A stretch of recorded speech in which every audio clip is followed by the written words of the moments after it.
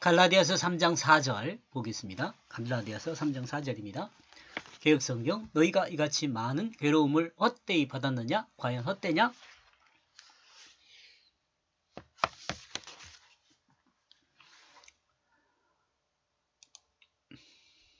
제가 번역한 내용은요, 너희는 대단히 많은 괴로움을 헛되이 체험했다, 이렇게 번역했습니다. 갈라디아 교회들이 어떤 고난을 받았는지는 알 수 없죠. 지금 여기서는요, 내용에 대한 기록이 아직 없기 때문에 그렇습니다. 그러니까 추정을 한번 해보는 거죠. 갈라디아 교회들은 바울의 1차 선교 사역 중에 하나님께서 역사하신 것으로 학자들을 보고 있습니다. 이제 선교 사역 중에 하나님께서 역사하신 것으로 학자들은 보고 있다. 이 괴롭힘을 당한 그것에 대해서 이야기를 하고 있는 것 같습니다. 그러므로 이 고난은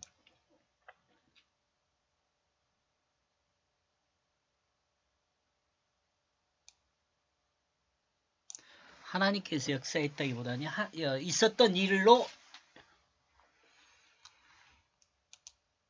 여기 중에 있었던 일로 중에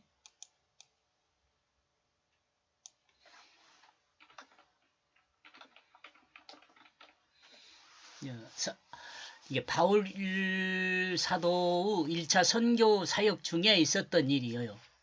뭐가 이건 고난이 이 갈라디아 교회에 고난이 있었던 걸로 생각을 해보는 거죠.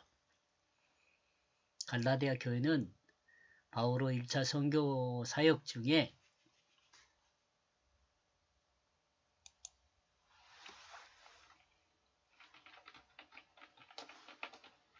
갈라디아 교회들의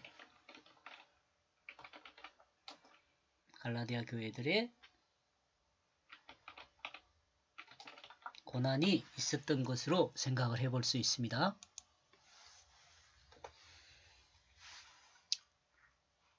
그러므로 이 고난은 바울의 1차 선교에서 겪은 고난일 가능성이 있습니다. 바울의 1차 선교에서 겪은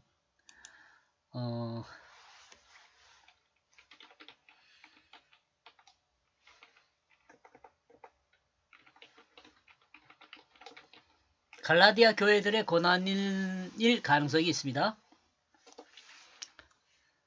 사도행전 13장 16절에서 41절에 바울은 회당에서 이제 바울의 예를 들은 거예요. 바울이 어떤 고난을 받았는가를 보는 거죠.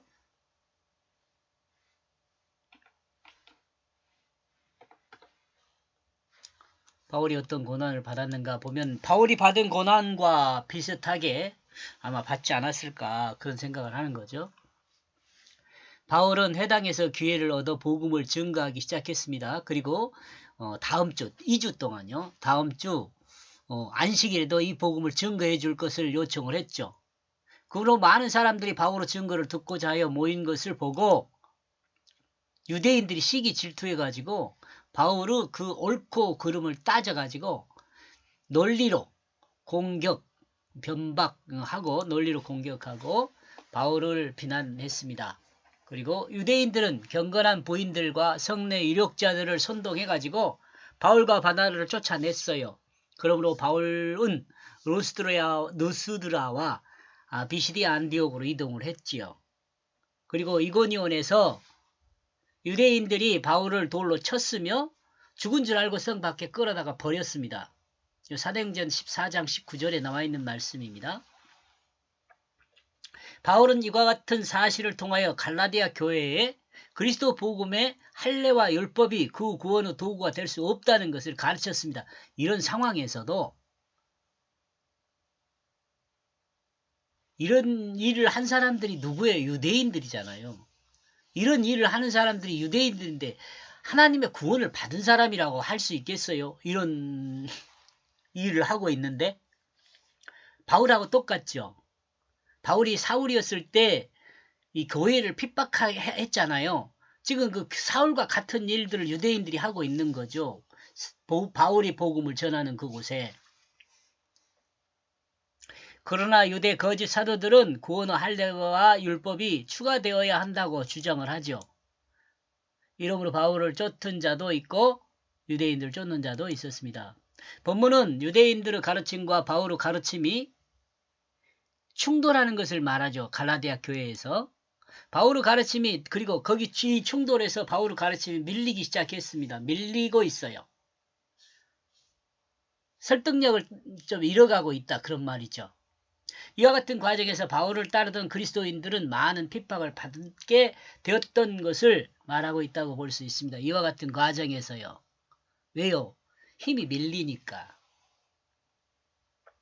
사도행전 14장 26절에서 28절에서 바울과 바나바는 1차 선교를 그 안디옥에 보고하고 얼마간을 머문 후 예루살렘으로 올라가 예루살렘의 장로들과 제자들에게 바울이 이방에 증거한 그 복음에 대해 베드로가 강력하게 논박을 했습니다. 이 베드로가 이와 같이 논박을 할 수 있었던 것은 베드로가 이방인에게 복음이 증거된다는 것을 경험을 했잖아요. 그 백부장 고넬료 집에서 온 가족이 예수를 믿고 그들이 성령 받은 것을 베드로가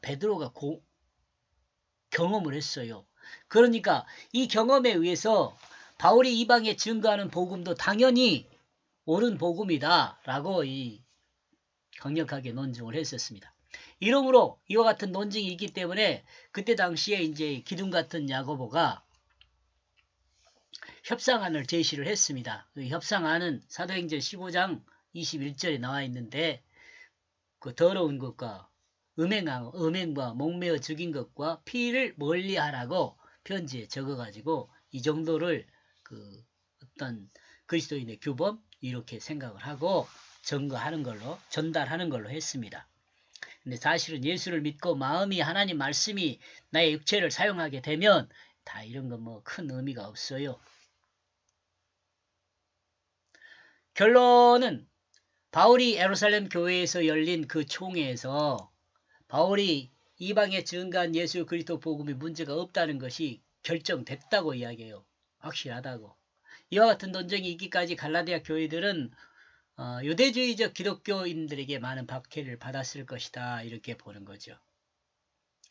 바울은 이와 같은 일을 회상하면서 그 당시에 받았던 그 핍박이 할례와 율법을 행하는 것으로 아무런 가치가 없는 것이라고 말하는 거예요. 할례 율법처럼 행한 것으로 할례와 율법을 행함으로 율법을 지켰다고 할 수가 없는 거예요.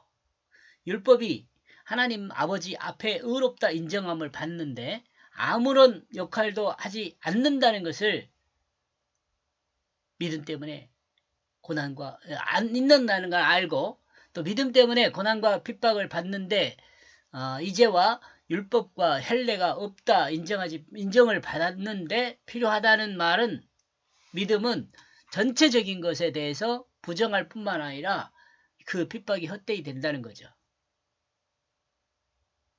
만약 이것이 사실이라면 바울은 말하기를 갈라디아 교회들이 이제 율법과 할례를 통해 의롭다고 인정을 받는다고 믿는다면 갈라디아 교회들이 믿는 현재의 믿음과 과거의 고난은 의심할 것 없이 헛것이라고 바울은 말하고 있습니다.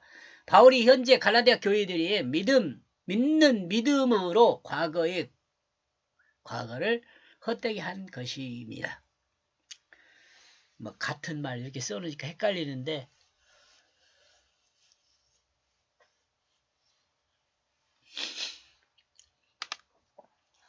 여러분은 안 헷갈리죠? 나만 헷갈리죠? 갈라디아 교회들이 성령을 받은 것은 그들이 율법을 행함으로였기 때문에 성령을 받은 것이 아니라 율법을 행함으로 의롭다 인정을 받을 수 없다는 것을 아는 거죠. 모두가 아는 내용이지만 인간은 그 율법을 온전하게 지킬 수 없다는 거죠. 그러므로 갈라디아 교회가 이제 율법을 행하는 유대교회, 기독교의 가르침을 받고 그 믿음을 따르면 갈라디아 교회들의 믿음은 헛것이 되지 않는 거죠. 나는 대단히 많은 괴로움을 헛되이 체험했다. 만약 사실이라면 또한 헛되게. 사실이라면 이것이 말씀하신 내용이 헛것이라면 그런 거죠.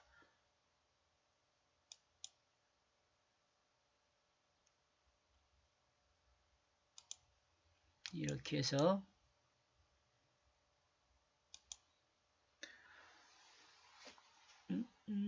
이거 아닌데 갑자기 찬송이 나.